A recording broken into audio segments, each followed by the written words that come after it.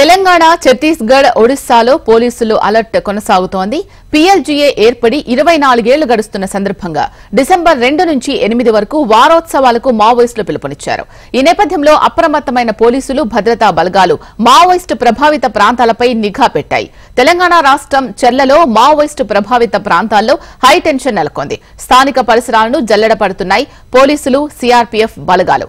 వాహనాలను క్షుణ్ణంగా పరిశీలించి అనుమతిస్తున్నారు. మరోవైపు పోలీసులు, భద్రతా దళాల సర్చ్ ఆపరేషన్ తో ఎప్పుడు ఏం జరుగుతుందో అన్న భయంతో ఆదివాసీలు బిక్కుబిక్కుమంటూ గడుపుతున్నారు.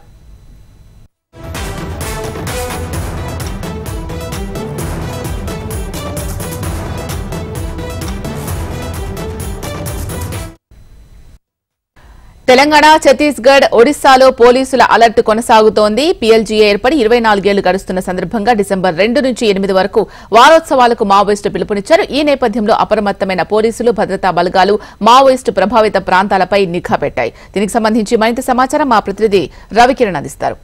రవికిరణ్, చెప్పండి.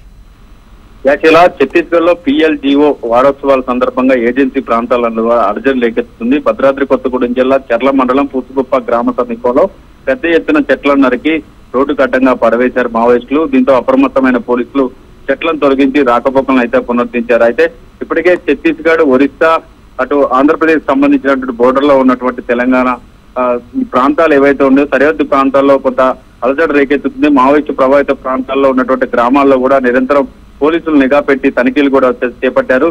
ఏదైతే ఉత్సవాలు జరుపుతున్నారో మావోయిస్టులు అత్యంత ప్రతిష్టాత్మకంగా 24 ఏళ్లు వచ్చిన సందర్భంగా పీఎల్జీఓ వారోత్సవాలు జరుగుతున్న నేపథ్యంలో దండకారణ్యంలో కూడా పెద్ద ఎత్తున అలజడి రేకెత్తుతుంది. ముఖ్యంగా చెర్ల మండలంలో మావోలకు జరిగిన షాక్ తో పెద్ద ఎత్తున పోలీసులు కూడా కట్టుదిట్టమైన భద్రతా ఏర్పాట్లు చేస్తున్నారు. సరిహద్దు అటవీ ప్రాంతాలన్నీ కూడా ఇప్పటికే కూంబింగ్ కూడా జరుపుతున్నారు. వారోత్సవాల సందర్భంగా ఎటువంటి అవాంఛనీయ సంఘటనలు జరగకుండా ఇప్పటికే పూర్తి స్థాయిలో అన్ని చోట్ల కూడా కట్టుదిట్టంగా భద్రతా ఏర్పాట్లు చేసి తనిఖీలు కూడా నిర్వహిస్తూ పోలీస్ నిఘా నేరులో ఏజెన్సీ ప్రాంతం అంతా కూడా ఉంది అని చెప్పవచ్చు. మావోయిస్టులు తమ ఉనికిని చాటుకునేందుకు పలు చోట్ల ఇప్పటికే బ్యానర్లు కూడా ఏర్పాటు చేస్తున్నారు. పలు చోట్ల చెట్లను కూడా నరికి రహదారులు కూడా అడ్డంగా వేస్తున్న సిచ్యువేషన్ లో గ్రామీణ ప్రాంతాల్లో ఉన్నటువంటి ప్రజలైతే భయంతో బిక్కుబిక్కుమంటున్నాయి.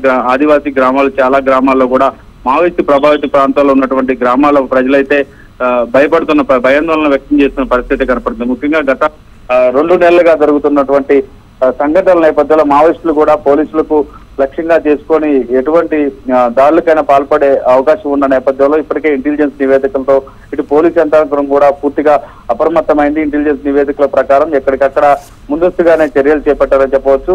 5 రాష్ట్రాలకు సంబంధించినటువంటి మావోయిస్టులు ఇది ప్రెస్టేజ్ గా తీసుకున్నారు. పోలీసులు చేస్తున్నటువంటి దాడుల్లో చాలా వరకు మావోయిస్టులు కూడా అంతమందుతుంటో దీనికి బదులు చెప్పాలని చెప్పేసి మావోయిస్టులు కూడా పూనుకుంటుంది. ఈ పీఎల్జీఓ వారోత్సవాల నేపథ్యంలో అటువంటి ఘటనలు కూడా చోటు చేసుకునే అవకాశం ఉండడంతో ఏజెన్సీ ప్రాంతాల్లో అయితే అలజడి రేకెత్తుంది. ప్రస్తుతం అయితే చాలా ప్రాంతాల్లో కూడా ఇప్పటికే కూంబింగ్ సంబంధించినటువంటి టీంలు, బెటాలియన్ టీంలు, అలాగే కేంద్ర బలగాలు కూడా ఇప్పటికే ముమ్మరంగా కూంబింగ్ నిర్వహిస్తున్నాయి. జల్లెడ పడుతున్నాయి అడవులన్నీ కూడా. మావోయిస్టు ప్రభావిత ప్రాంతాలు ఏవైతే ఉన్నాయో ఆ ప్రాంతాల్లో కట్టుదిట్టమైన భద్రతా ఏర్పాట్లు కూడా అక్కడ ఉన్నటువంటి అధికారులకు కావచ్చు, ప్రజాప్రతినిధులకు కావచ్చు ఇప్పటికే కట్టుదిట్టమైన భద్రతా ఏర్పాట్లు కూడా చేస్తున్నారు. Sheela, right, thank you Ravikiran.